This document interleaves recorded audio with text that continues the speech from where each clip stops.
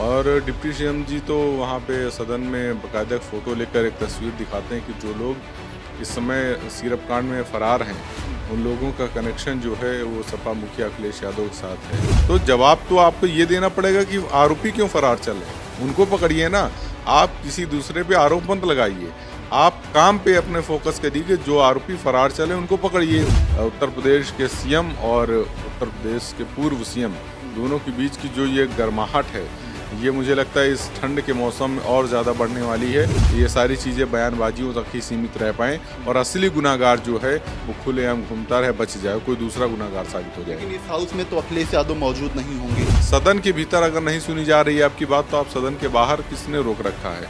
आप सदन के बाहर अपनी व्यवस्था कायम कीजिए, इस तरीके से जवाबदेही दीजिए, सरकार के ऊपर प्रेशर बनाइए। नमस्कार, आप देख रहे हैं खबर चौक और मैं हूं अमन सिंह वत्स आपके साथ। कोडीन कफ सिरप मामले को लेकर लगातार सियासत हो रही है। अभी तक विपक्ष इसको लेकर सवाल उठा रहा था, लेकिन अब सरकार यानी कि मुख्यमंत्री योगी आदित्यनाथ भी इस मामले को लेकर खुलकर बोलने लगे हैं। उन्होंने कहा है जो भी आरोपी हैं उनका कनेक्शन समाजवादी पार्टी से जुड़ा हुआ है। तो दो ताली में आज इसी पर चर्चा करेंगे और इस पर ताल देने के लिए हमारे साथ मौजूद हैं हमारे पत्रकार साथी आनंद मिश्रा जी। किस तरीके से देखते हैं जो आरोप लगाए गए थे सरकार पर, उसका कहीं ना कहीं पलटवार मुख्यमंत्री योगी आदित्यनाथ जी ने किया है और उन्होंने कहा है कि जो भी आरोपी है उनका कनेक्शन सपा से जुड़ा हुआ है। मैं तो यही कहूँगा कि देर हो गई हुजूर आते आते। ये जो बयानबाजियां अब सदन की कार्रवाई में की गई हैं, ये बहुत पहले हो जानी चाहिए थी ना। अगर ये आरोप लगाने के लिए आप इतने समय का इंतजार कर रहे थे, तो ये आरोप तो बहुत पहले लगाए जा सकते थे। इसके लिए इतना लंबा इंतजार क्यों?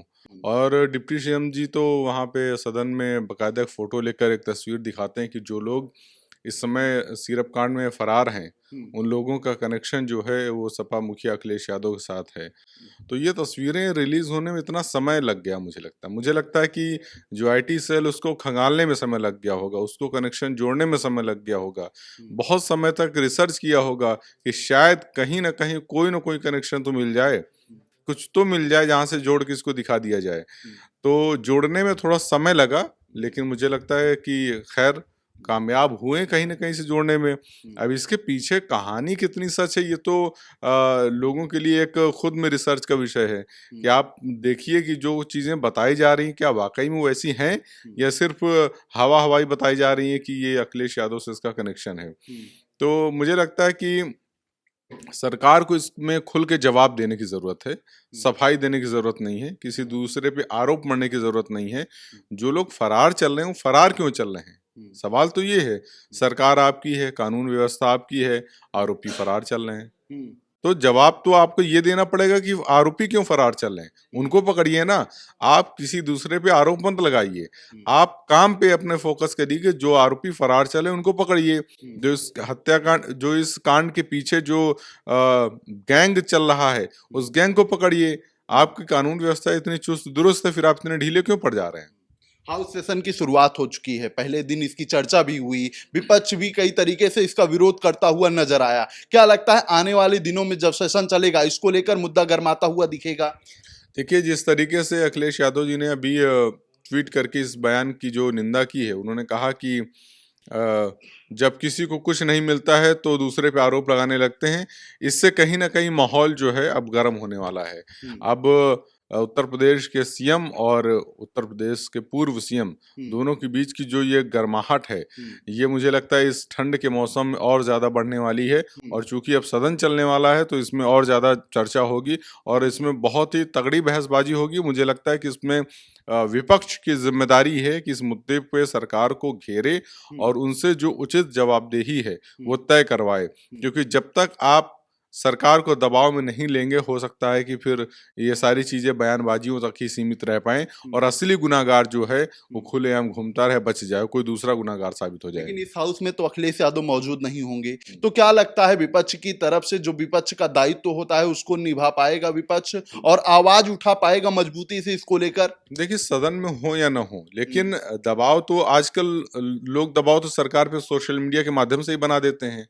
इतना प्रेशर क्रिएट कर देते हैं कि सरकार सरकार को झुकना पड़ता है, लोग सड़कों भी उतर आते हैं। तो भले ही अखिलेश यादव जी सदन में ना रहें, लेकिन उनके पार्टी के और भी तो तमाम नेता हैं जो अपनी बात को मुखर तरीके से उठा सकते हैं।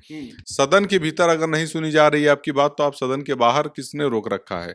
आप सदन के बाहर अपनी व्यवस्था कायम कीजिए, इस तरीके से जवाबदेही दीजिए, सरकार के ऊपर प्रेशर बनाइए। और सरकार की जिम्मेदारी है कि जरूरी नहीं कि कोई आके आंदोलन करे, कोई आके प्रेशर क्रिएट करे तभी आप जवाब दें।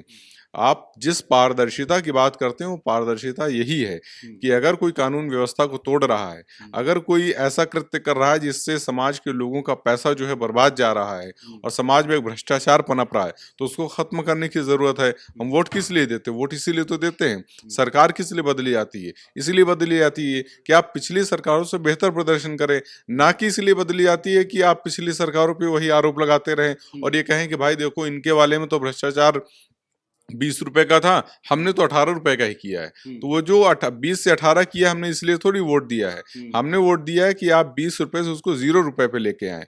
लेकिन जिस तरीके की ढिलाई इस समय हो रही है इस पूरे कांड को लेके, सिरप कांड को लेके, ये बिना सत्ता के संरक्षण के हो ही नहीं सकता है और इस बात को कोई भी नकार नहीं सकता है। तो माना जाए आने वाले दिनों में इसको लेकर गर्माहट देखने को मिलेगी? निश्चित रूप से गर्माहट देखने को मिलेगी और सरकार को इसमें जवाब देनी भी चाहिए। जवाबदेही जब तक तय नहीं होगी तब तक इस पूरे कांड का खुलासा नहीं हो पाएगा। तो बिल्कुल दो ताली में ताल मिला रहे हैं हमारे साथ हमारे पत्रकार साथी की यही राय है कि ये जो दिन हैं ये सफाई देने के दिन नहीं है, कार्यवाही करने के दिन है और जवाब देने के दिन है।